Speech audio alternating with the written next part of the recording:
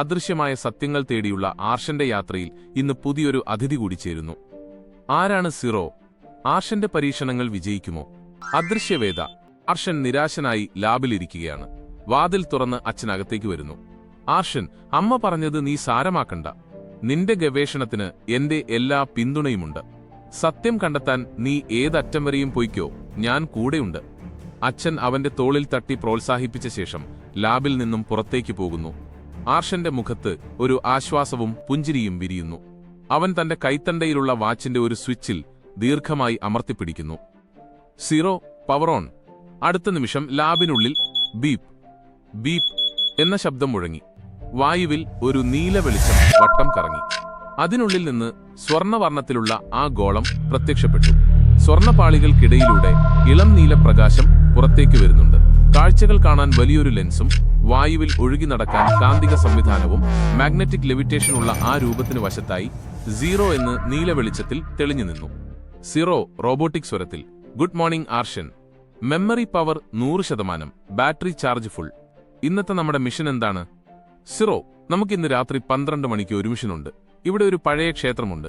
ഇന്ന് രാത്രി നമുക്കവിടെ പോകണം. ഞാൻ അവിടെ ചില വിചിത്രമായ ചിഹ്നങ്ങൾ കണ്ടു. അതെന്താണെന്ന് പഠിക്കണം. ക്ഷേത്രമോ?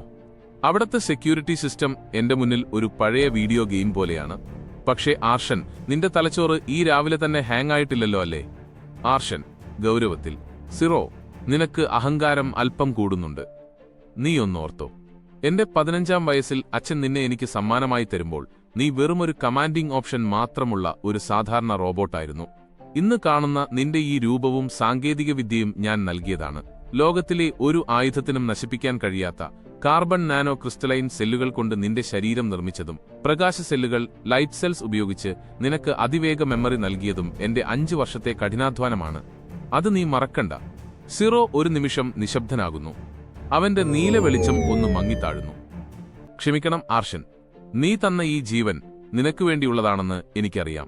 നമുക്ക് മിഷനിലേക്ക് കടക്കാം. സമയം രാത്രി 12 മണി. ആർഷനും സിറോയും അതീവ രഹസ്യമായി പുരാതനമായ ആ ക്ഷേത്രത്തിനുള്ളിൽ കടക്കുന്നു.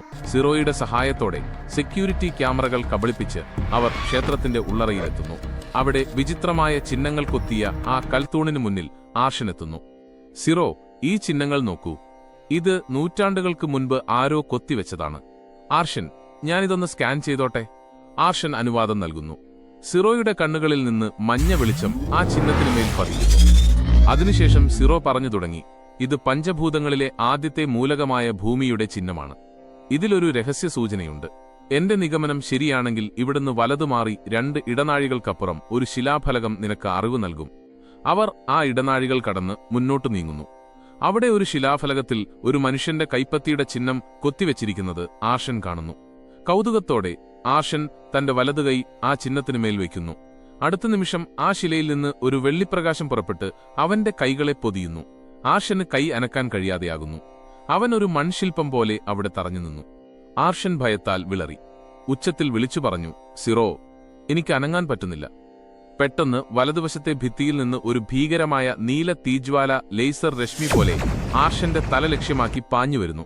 അത് കണ്ട സിറോ ഒട്ടും ആലോചിക്കാതെ ആർഷനും ആ രശ്മിക്കുമിടയിലേക്ക് പറന്നെത്തി സ്വന്തം ശരീരം കൊണ്ട് ആ രശ്മിയെ തടുക്കുന്നു. ഇത് കണ്ട ആർഷൻ ഉച്ചത്തിൽ അലറി, സിറോ, വേണ്ട! ആ അതിശക്തമായ നീലപ്രകാശം സിറോയുടെ ശരീരത്തിൽ പതിക്കുന്നു. കാർബൺ സെല്ലുകൾക്ക് പോലും താങ്ങാൻ കഴിയാത്ത ചൂടിൽ സിറോയുടെ സ്വർണ്ണ പുറമ്പാളികൾ തൽക്ഷണമുരുകി വെള്ളം പോലെ നിലത്ത് വീഴുന്നു. സിറോയുടെ മെമ്മറി സൂക്ഷിച്ചിരുന്ന ആ പ്രകാശ സെല്ലുകൾ വായുവിൽ ചിതറിത്തെറിച്ചു നിൽക്കുന്നു. ഒരു നക്ഷത്രക്കൂട്ടം തകർന്നതുപോലെ ആ വെളിച്ചം വായുവിൽ പടർന്നു നിൽക്കുന്നു. ആർഷന്റെ ജീവൻ രക്ഷിക്കാൻ സിറോ സ്വയമില്ലാതായോ? പ്രകാശ സെല്ലുകളായി വായുവിൽ ചിതറിപ്പോയ സിറോയെ ആർഷന് തിരിച്ചെടുക്കാൻ കഴിയുമോ? ആ ശിലാഫലകം ആർഷന് നൽകാൻ പോകുന്നത് പൃഥ്വിതത്വത്തിന്റെ അറിവാണോ അതോ വലിയൊരു ശാപമാണോ? അദൃശ്യവേദയുടെ ഈ ഞെട്ടിക്കുന്ന വഴിത്തിരിവിൽ ഇനി എന്ത് സംഭവിക്കും? അടുത്ത എപ്പിസോഡിനായി കാത്തിരിക്കൂ. കൂടുതൽ അപ്ഡേറ്റുകൾക്കായി ചാനൽ ഇപ്പോൾ തന്നെ സബ്സ്ക്രൈബ് ചെയ്യൂ.